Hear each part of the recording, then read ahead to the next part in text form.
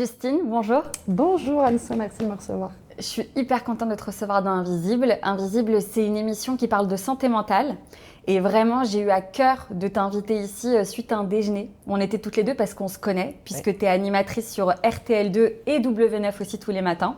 Et du coup, voilà, on est amené à se côtoyer. Et il y a eu un fameux déjeuner il n'y a pas très longtemps où on s'est mis à échanger sur nos vies, nos passions, notre vie perso surtout. Et je suis sortie de ce déj, je me suis dit, il faut absolument qu'elle vienne s'installer ici parce que vraiment, elle a un vrai message à délivrer. Et j'ai croisé les doigts pour que tu acceptes parce que je sais que tu n'en as jamais parlé. Ouais, j'ai eu un petit peu de réflexion. Je sais. Tu t'es laissé une nuit, une demi-journée. C'est toi. Je suis hyper contente. Franchement, merci beaucoup, merci mille fois. Donc, on va t'introduire un petit peu. Donc, tu es animatrice sur RTL2. Oui. C'est ça tous les matins. Oui. À la télé, comme je disais, sur W9. Tu as un podcast aussi. Ouais. Avec RTL2. Il consiste en quoi Le podcast. Ouais, le podcast. Le podcast s'appelle Un monde meilleur. Et c'est un podcast où je reçois un artiste engagé qui nous parle d'une association qui lui tient à cœur. Donc c'était une émission avant, pendant 2 ans on a fait une émission tous les premiers dimanches de chaque mois, qu'on a arrêté et qu'on a transformé en podcast et que j'adore faire. Je trouve ça hyper cool parce que les artistes ont autre chose à dire que leur promo souvent. Et beaucoup d'artistes engagés maintenant, donc c'est un plaisir de le faire à chaque fois, c'est super. Et ce que j'adore chez toi, justement, c'est que dans ce métier, tu aimes l'humain et tu arrives à dégager un peu ce côté-là. Justement, tu te dis, recevoir un artiste, c'est pas que parler de la promo. Et c'est vraiment cette passion, limite que j'ai un peu en commun avec toi parce qu'il n'y a pas beaucoup de personnes qui aiment ce métier pour ça. Et pour le coup, franchement, 10 sur 10, quoi. Allez écouter son podcast, il est super. Et donc, ça fait longtemps que tu travailles dans les médias. Maintenant, ça fait un bout de temps. C'est vrai. Voilà. Hein. Je sais que tu n'aimes pas que tu dis ça, mais tu es une personnalité publique. Ouais, c'est la vérité. Si tu veux. Et ça fait combien de temps du coup que tu as eu cette passion Quand est-ce que tu t'es dit c'est dans ça que je dois travailler quoi? Alors écoute, apparemment à l'école, je me souviens pas, mais à l'école je disais que je voulais faire de la radio déjà au collège. Mais ça je m'en souviens rapidement, mais c'est des copines sur Facebook qui me l'ont rappelé. Ah oui d'accord. Mais en fait moi je suis arrivée dans ce milieu tôt, j'ai commencé à travailler à 19 ans. Un peu par hasard, j'étais à Nantes. J'ai habité avec mes parents à Nantes. J'ai fait un stage, j'étais en bac pro vente, exactement. J'ai fait un stage de commercial dans une radio, donc à Fun Radio, Nantes. Et à cette époque, leur chroniqueuse partait. Et donc, il dit, il faut qu'on teste des gens. Il dit, je teste. À une soirée, ils m'ont dit, allez, teste. Fais une chronique ciné, une météo. Donc, j'ai fait une chronique ciné, une météo. Je n'avais jamais touché un micro de ma vie. On était, je pense, 5 ou 7 à être testés. Et un mois après, ils m'ont appelé, ils m'ont dit c'est toi qui as été choisi. Mais c'est génial. Donc là, je me suis dit go, sauf que c'est l'année où je passais mon bac. Et donc là, mes parents me disent, ma mère me dit non, tu passes ton bac avant, mon père me dit vas-y. Et donc c'est trouvé un petit deal. Moi, c'était au mois de février, j'ai arrêté pour accepter ce travail. Et le directeur de mon école a refusé de me faire passer mon bac. Ma mère a fait la 4e couve de West France pour dire « Ma fille doit passer son bac, c'est véridique !» C'est génial. Véridique. Okay. Ah ouais, on s'est battus et au final, ce monsieur Martin, si vous me regardez, ce monsieur n'a pas voulu me faire passer mon bac quand même. Mais bon, j'ai suivi mon instinct et j'ai eu raison parce que j'ai continué à faire de la radio. J'ai eu de la chance de tomber sur des gens très bienveillants qui ont cru en moi parce que clairement, je m'écoute il y a presque 20 ans maintenant, c'était pas ça. D'accord, mais ils voyaient le potentiel, tu vois. D'accord. Voilà. Et ce qui est fou, c'est que tu dis les gens sont bienveillants et c'est vrai que le milieu dans lequel on travaille toutes les deux, il peut parfois ne pas l'être. Tu vois, la bienveillance, ça peut être compliqué comme dans tout milieu professionnel, mais les médias comme la mode, la publicité sont des secteurs où souvent, finalement, c'est plus difficile, plus rude parfois. Tu as déjà ressenti un moment où vraiment tu t'es dit « Oh là là, mais qu'est-ce que c'est dur, qu'est-ce que c'est un monde injuste, tu vois, mon travail est compliqué, quoi. » Alors, mon travail est compliqué, non, pas trop. J'ai toujours eu ce recul de me dire j'ai vraiment beaucoup de chance de le faire parce que j'ai bougé au moment où je voulais, enfin pour l'instant. J'ai apprécié à chaque fois tous les métiers que j'ai faits. J'étais journaliste avant, j'ai fait des interviews, là je suis plus animatrice maintenant. Mon métier est dur, non, mais après, oui, forcément, il y a des moments où c'est plus compliqué, tu ne comprends pas parce qu'il y a des injustices dans ce métier, on le sait. Oui. Des injustices via ton sexe féminin, il y a des choses qui ne s'expliquent pas trop malheureusement. Il y a des injustices, mais moi j'ai pour l'instant en tout cas un parcours où j'ai eu beaucoup de chance de tomber sur des gens qui croyaient en moi. Voilà, ça c'est important, qui avaient confiance en moi. Et c'est vrai que quand tu es une femme, et c'est vrai que j'aime pas dire ça, mais c'est la vérité dans ce milieu, quand tu es une femme, tu as une date, malheureusement, tu as un yaourt, tu as une date de péremption. C'est vrai, les gens disent non, pas du tout. Si, c'est vrai. Et tu es souvent assimilée à ton physique. Enfin, moi, j'ai quand même eu un co-animateur qui m'a dit tu es là juste parce que tu es bonne sur les visuels. Donc, on parle quand même de quelque chose. Voilà. Et c'est vrai qu'on est souvent catégorisé comme étant là parce qu'on est des femmes, parce que physiquement, si on est un peu attrayante ou pas, ça dépend. Et en fait, on est vraiment catalogué, quoi. Et est-ce que toi, tu as ressenti ça ou pas du tout Alors, je ne l'ai pas ressenti. Après, ce qui me dérange quand même, c'est que je suis en radio. Je parle en radio parce que j'ai plus bossé en radio qu'en télé. Mais en radio, il faut chercher la fille. Tu as une émission, il te faut une fille. On ne dit pas il me cherche cette personnalité. Non, il faut une fille. Donc ça, déjà, je trouve ça un peu dérangeant, parce qu'il faut une voix féminine. Mais c'est toujours le mec qui est là. Mais il faut une voix féminine. Ça a toujours été ça pendant très longtemps. Là, ça fait 9 ans moi, que je suis sur RTL2. On fait un duo avec Greg. Donc on a réussi à construire un peu ce duo. Même c'est compliqué, parce que c'est toujours le mec qui prend beaucoup de place. Oui. T'as des gens qui viennent nous voir pour assister à l'émission. Et il y a ce truc, on parle au mec. Enfin, tu vois, c'est l'émission, la 2. Et t'as toujours... Bon, maintenant, je laisse un peu passer, j'avoue, ça me... Hein. Mais on avance, mais on est encore quand même...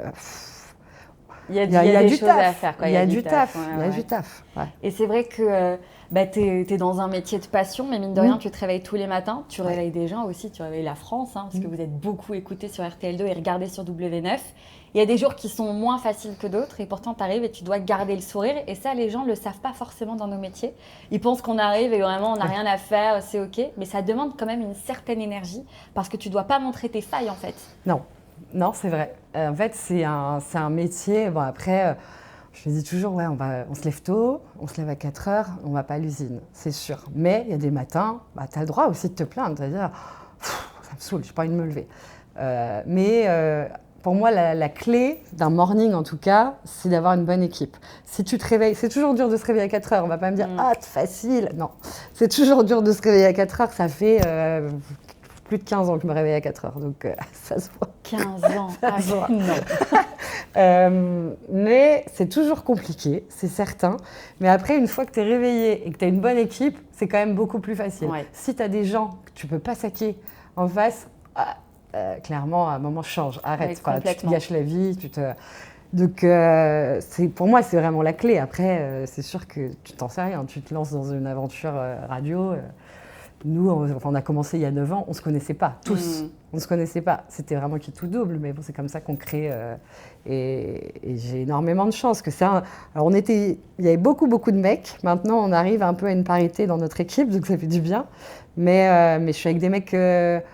très bienveillant, très cool, donc on a réussi à s'apprivoiser. C'est un rapport très fraternel maintenant, donc ça c'est plutôt chouette. Après, pour en revenir à, tu me parlais de la femme et des femmes dans ce milieu, oui.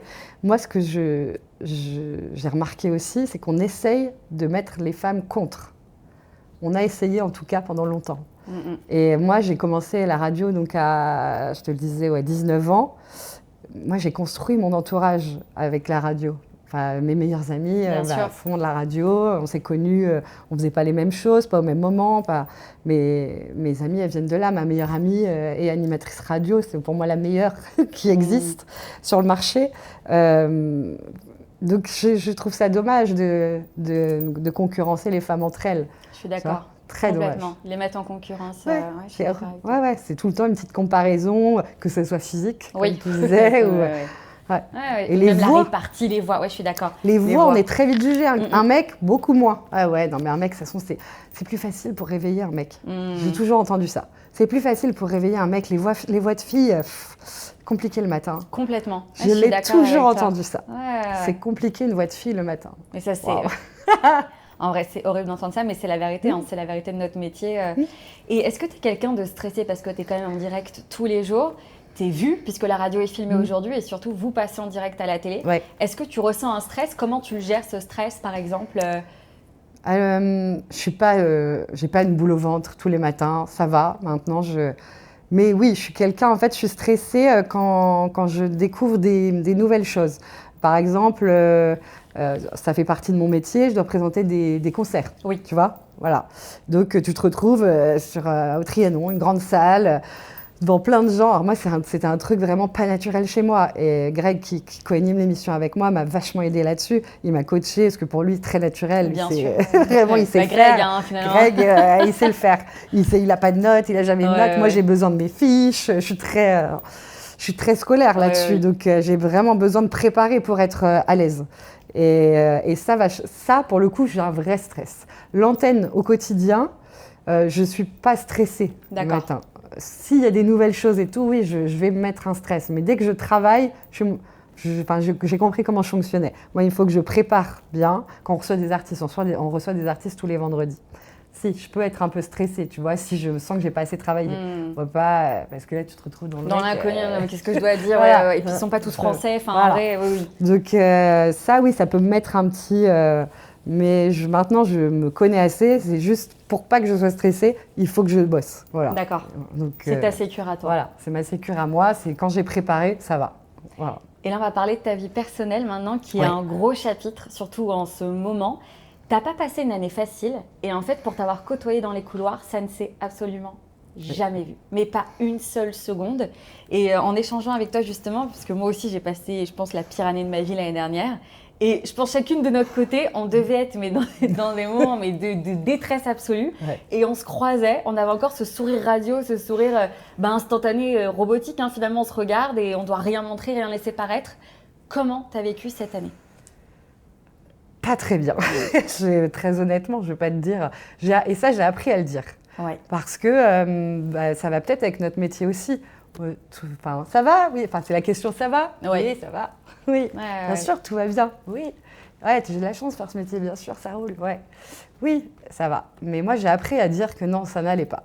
Et puis même je parle pour toi aussi, parce que pour ta personnalité aussi, je pense que c'est pas simple. Dire que ça va pas, c'est compliqué. C'est dire qu'on est faible et pas fiable. Voilà. Et surtout pour notre métier, c'est se dire, moi, je sais que ma crainte, par exemple, c'était, si je le dis, ils vont me virer, ils vont mettre quelqu'un d'autre, ça veut dire que je suis pas là. Voilà. Et je pense que toi, c'était... Te dire, puis moi, après, j'étais peut-être, quand tu vas pas bien, tu es un peu parano. Donc, je me disais, je fais clairement, mais là, ils pensent que je suis pas assez forte, je suis pas machin, je suis pas à la hauteur. Et puis, donc, tu construis un truc mauvais en bien toi. Sûr, totalement. Donc, tu veux que je raconte ? Oui, pour que ça soit plus clair. Bon, ça a commencé tout ça. En fait, je rencontre mon mec. Tout va très bien. C'était il y a combien de temps que tu le rencontres ? Il y a 4 ans. 4 ans. Il y a 4 ans, on se rencontre. Lui, papa d'une petite fille. Oui. À l'époque, elle avait 6 ans. Super. On a vite la discussion de savoir s'il veut un autre enfant. Parce que moi, c'est un truc que du plus loin que je me souvienne, j'ai toujours voulu être maman. On est toutes très différentes là-dessus, mais moi, je sais que c'est un truc que je ne me voyais pas maman. Oui. Donc, je lui en parle assez vite, parce qu'on se rencontre à 35. Moi, j'ai 35 ans. Enfin, tous les deux, d'ailleurs.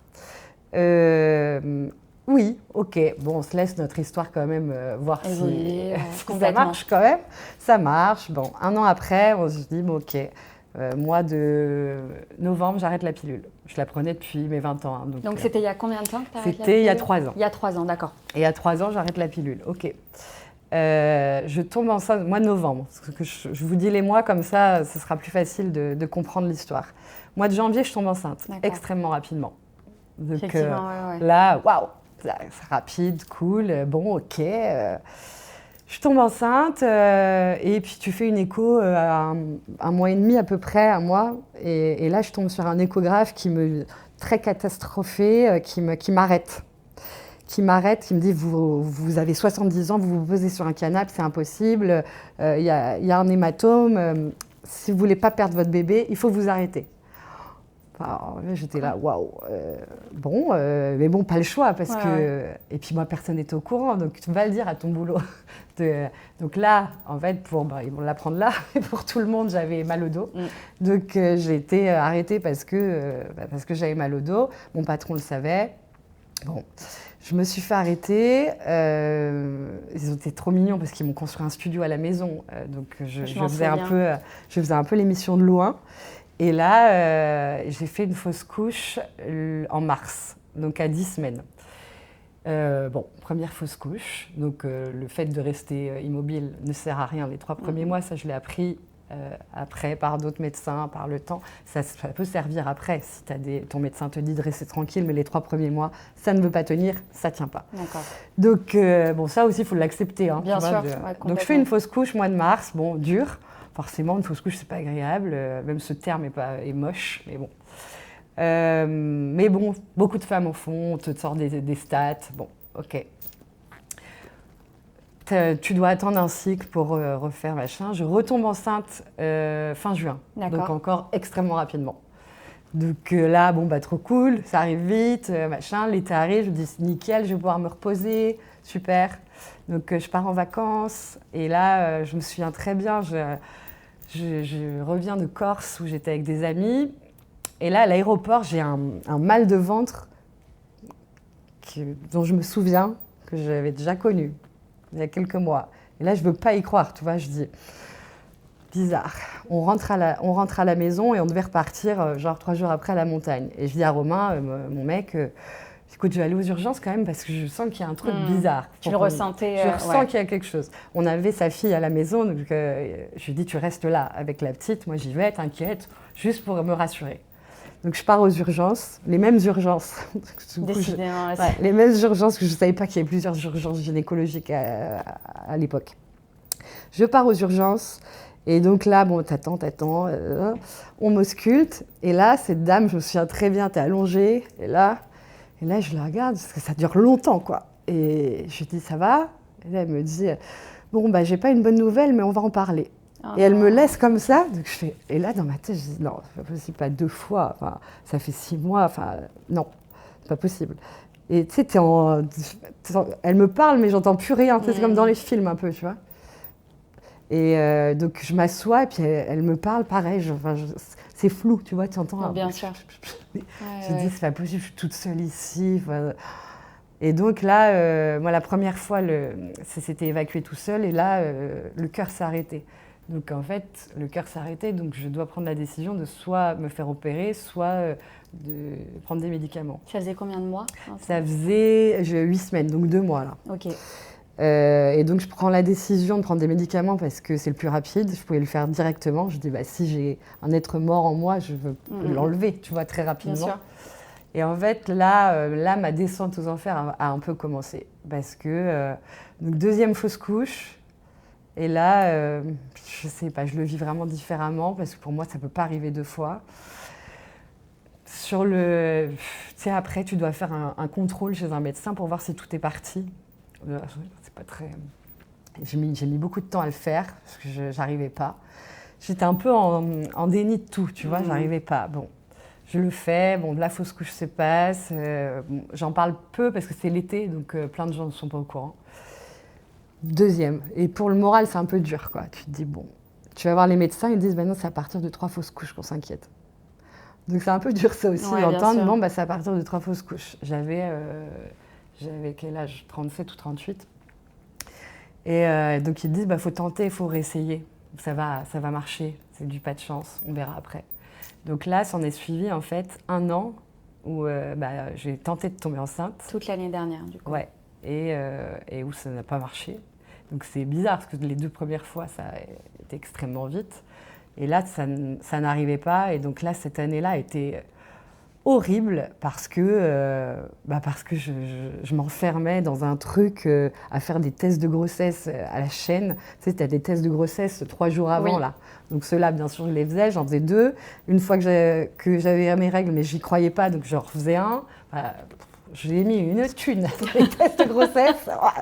J'ai un gros budget test de grossesse. Les tests, tous les tests. J'ai fait tout, toutes les marques, tous les tout. Et en fait, tu rentres dans un truc... un cycle un peu malsain pour toi. Complètement malsain. D'accord. Et en fait, vu que je n'arrivais pas à tomber enceinte, et puis j'en parlais peu, je suis tombée, j'ai fait une dépression. J'ai mis longtemps aussi à poser ce mot, mais clairement, ça l'était. C'était quoi tes symptômes? En fait, comme tu le disais, je travaillais, j'ai continué à travailler. Je ne me suis pas arrêtée. Donc, je me levais à 4 heures, je faisais la matinale. Ah, bonjour à tous, salut, vous êtes sur RTL2. Et puis, en fait, je rentrais chez moi. Et là, vraiment, je fermais ma porte, je pleurais. Mais pour rien, enfin, j'avais pas de raison de pleurer, hein. Enfin, je pleurais. Genre, j'avais une tache sur mon t-shirt, je pleurais. Vraiment, c'était ridicule, quoi. Ouais. Mon mec ne savait plus trop quoi faire, tu sais. Il essayait de dédramatiser un peu le truc, mais... Et j'étais extrêmement malheureuse, et puis je suis quelqu'un d'assez sociable. J'ai des amis, je me suis enfermée, je sortais plus, beaucoup moins, parce que je voulais pas en parler, parce que je voulais me cacher de tout ça. Parce que je pense que j'avais... Vu que je ne comprenais pas ce qui se passait, personne ne pouvait comprendre. Et au travail, personne ne savait? Tes collègues savaient que ça n'allait pas? Ou à ce point-là? Je ne pense pas à ce point-là. Cette année-là a été compliquée professionnellement aussi. Et chacun avait ses histoires, ses affaires. Donc, mais je ne pense pas qu'ils savaient à ce point-là. Non, qu'ils ne se sont pas rendus compte, c'est certain. C'est certain, parce que je ne le montrais pas. Tu souriais tout le temps. Ouais, je pouvais être un peu plus sensible. Je partais un peu plus, mais non, je ne le montrais pas.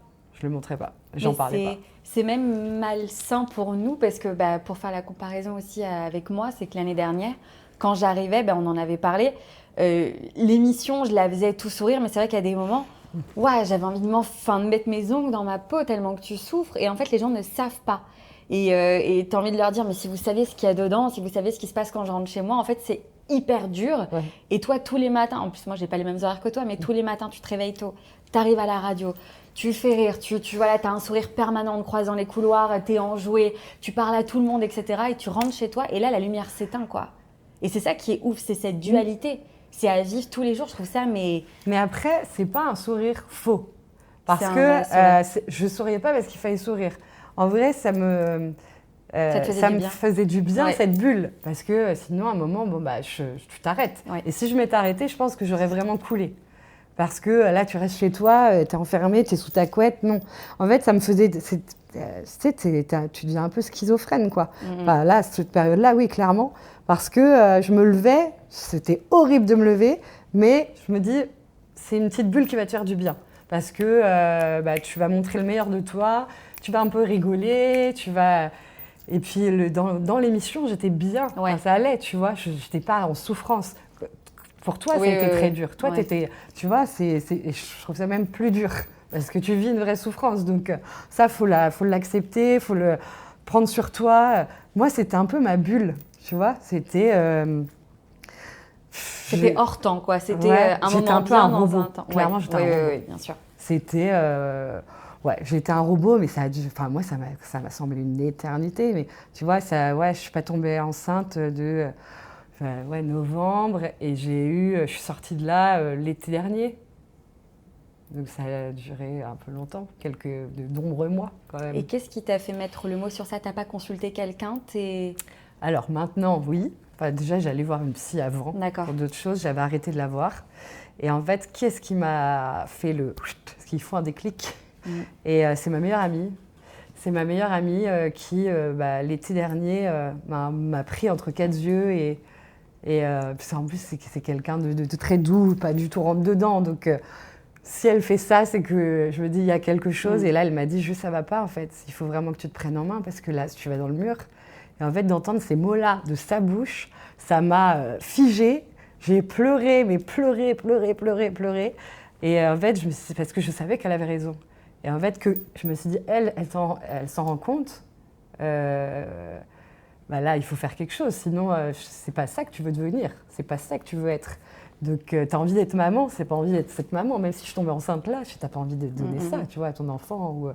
Et comment elle s'en est rendue compte, elle? Parce qu'elle me connaît par cœur, je pense, et elle a vécu un peu chez nous dans l'année, quelques mois, donc même si on avait des horaires très décalés, elle m'a un peu vue au quotidien, et j'étais un peu l'ombre de moi-même, quoi. Et vu, tu vois, je sortais pas, j'ai fait des trucs que jamais j'aurais fait. Enfin, je sortais prendre l'apéro avec mes potes, normalement. Et là, vu que je sortais pas, j'ouvrais une bouteille. mais toute seule.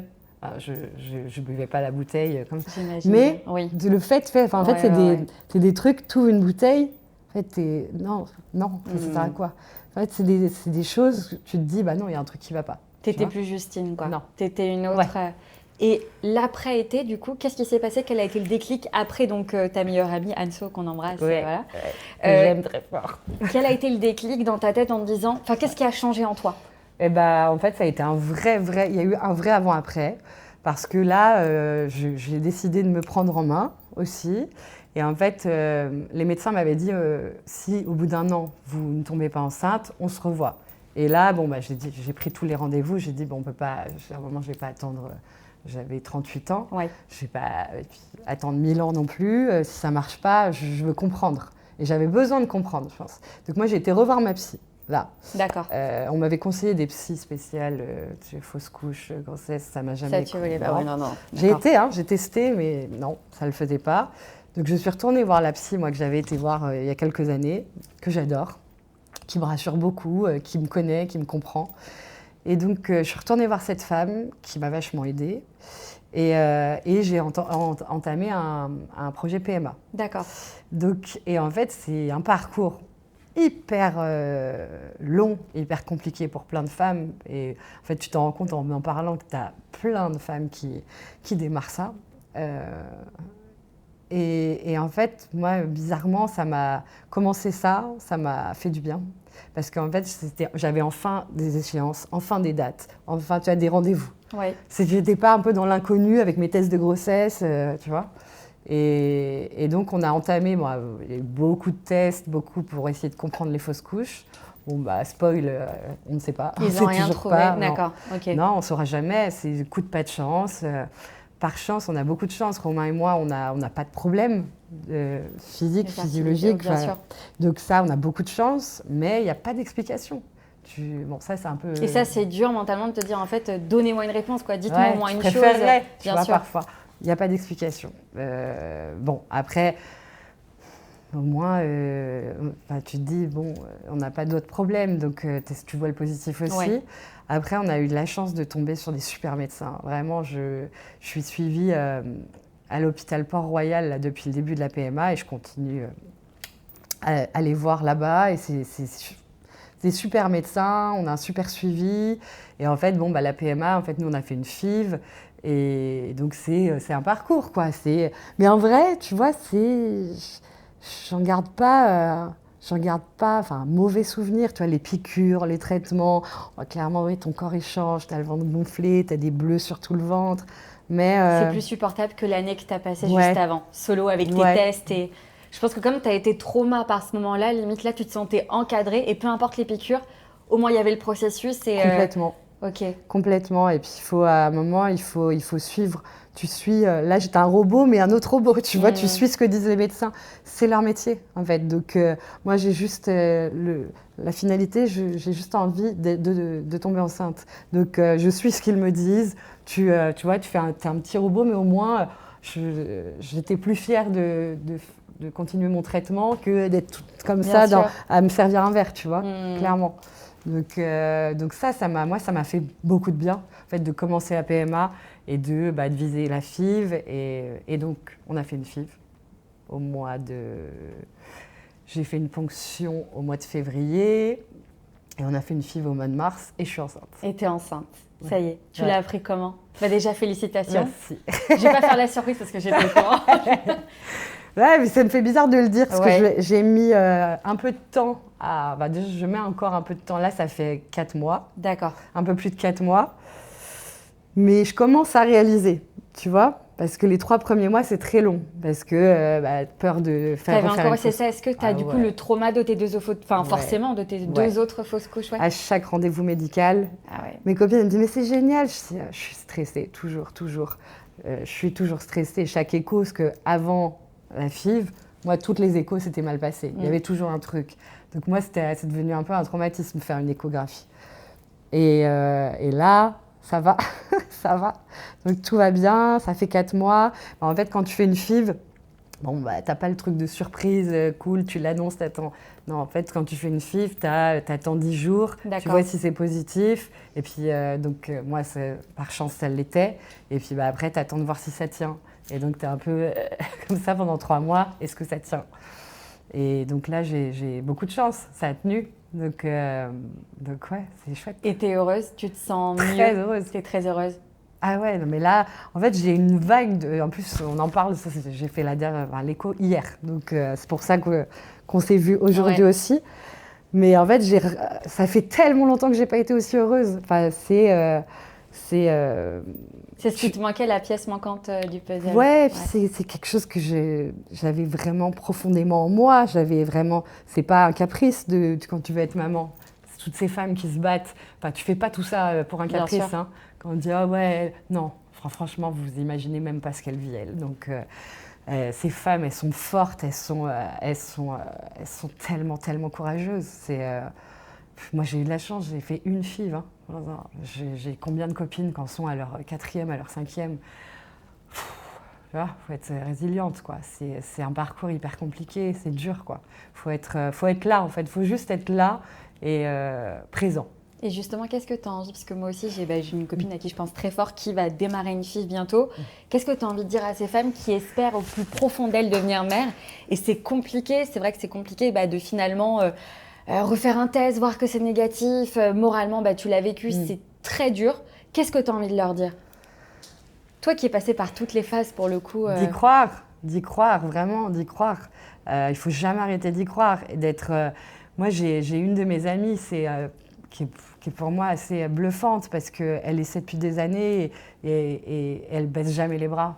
Et il faut y croire, faut être bien entouré et ne vous isolez pas.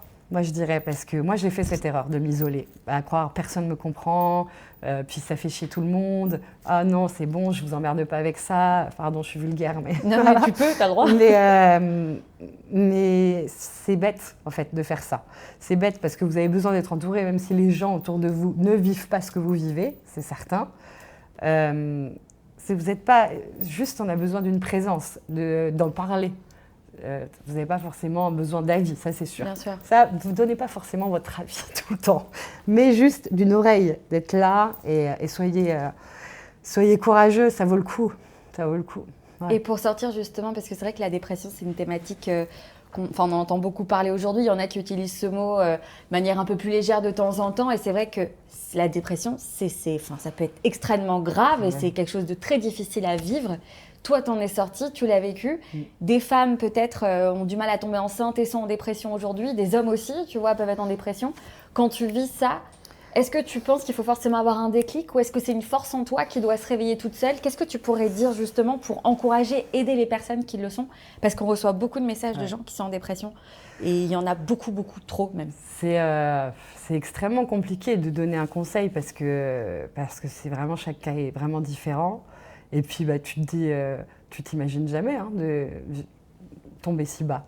Enfin vraiment dans toute situation. Et puis moi j'ai ce truc tout le temps de dire mais oui il y a pire que moi. Donc forcément je voyais pas ça arriver parce que oui mais il y a pire, ça va ce que tu vis, ça va. Oui il y a toujours pire mais à un moment accepter ce que vous vivez, accepter d'être un peu plus faible et accepter de dire bah non ça va pas et moi là j'en ai marre. Moi j'ai appris à dire j'en ai marre. Et pardon, j'ai perdu le fil de ta question. C'est hyper intéressant ce que tu dis, parce que moi je sais que ma psy me dit, ce qui est important c'est accepter les émotions et pas se battre contre elles. C'est accepter la vague, elle va passer, enfin ça passera et même si c'est dur, et je trouve que c'est hyper important de le dire. Et c'est vrai qu'il n'y a pas de remède miracle pour la dépression, mais c'est vrai que se dire que déjà je ne vais pas bien, l'accepter et le dire, c'est un énorme pas, et toi tu l'as fait. Ouais. Et je pense que ça t'a aidé aussi de le dire, je l'ai fait, quoi. Enfin, j'étais mal et oui, je vais mal, quoi. Et ça, moi, c'est ma psy qui me l'a appris aussi. C'est de le dire à quelqu'un de votre entourage et d'aller voir quelqu'un. En vrai, c'est extrêmement dur. Je le sais. J'ai encore la discussion avec certains de mes proches qui rechignent encore à aller voir un psy parce que c'est bizarre. Non, c'est pas bizarre. C'est quelqu'un qui vous veut juste du bien. Et après, tu peux essayer plusieurs psys, t'accroches pas avec tout le monde. Bien sûr. Mais quand tu as trouvé la bonne personne, ça peut te sauver. Enfin, moi, clairement, elle m'a sauvée. Elle elle m'a fait beaucoup de bien, elle me fait encore beaucoup de bien, je continue à y aller, cette femme. Et c'est hyper important parce que puis un psy, au moins, c'est quelqu'un qui ne connaît pas votre histoire, qui ne vous juge pas, voilà, c'est une safe place, comme je t'entends souvent le dire. C'est vrai, une safe place. Et qu'est-ce que tu dirais aux personnes qui ont honte de parler de leur santé mentale? Ce sera le mot de la fin, parce que c'est vrai que il y en a tellement, et moi la première, j'avais honte, et c'est pour ça que justement que j'ai fait Invisible, parce que je pense que c'est hyper important de pouvoir en parler librement, de dédramatiser certaines situations qui peuvent l'être aussi, mais surtout que ce soit simple comme bonjour, quoi, finalement, d'en parler. Ok, je vais pas bien, je vais voir un psy, parfois je prends des médicaments, etc. Qu'est-ce que tu dirais à ces personnes qui aujourd'hui ont encore honte chez elles, peut-être qu'elles te regardent et elles se disent purée, j'aimerais bien avoir sa force de dire ok, je vais pas bien et de pas avoir honte, quoi, tu vois. Bah déjà, on n'est pas seuls, les gars. Ouais, c'est vrai. On est filles, les gars, les filles. On n'est pas seuls et je pense on a tous, enfin vraiment, hein, je regarde un peu autour de moi, on a tous notre petite faille, qu'elle soit petite, grosse, moyenne, on en a tous. Après, il y a très peu de gens qui arrivent à en parler. Et tu vois, une émission comme la tienne, c'est important. Parce que de voir, et je regardais, tu as reçu des personnalités différentes et tu t'inspires de gens comme ça. Il y a un message, quoi qu'il, peu importe les parcours. C'est important et vous n'êtes pas seul, quoi. Tout le monde, vraiment, que ce soit votre milieu professionnel, social, je pense qu'on a tous vécu des choses pas très faciles. Et arrêtez de dire que c'est pas grave. Moi, ça vraiment, j'ai appris sur le tard, hein, j'ai 39 ans maintenant. J'ai appris sur le tard, mais arrêtez de dire c'est pas grave. Ah non, il y a pire que moi. Je continue encore à le dire parfois. Mais chaque problème est grave pour chacun. Donc, de toute façon, on ne peut pas quantifier la douleur. Non, la douleur, on peut pas c'est la quantifier tienne, la douleur. Quoi. Ouais. Et juste se soigner chaque petit problème. Il faut y aller petit à petit. On ne peut pas tout régler en une fois. J'ai encore des choses à régler. Enfin, voilà, toi aussi, tout le monde, on en est tous là. Mais parlez-en autour de vous, parlez-en. Ouais. Merci beaucoup, Justine. Merci. Ça m'a fait grandement plaisir de te recevoir ici. Beaucoup.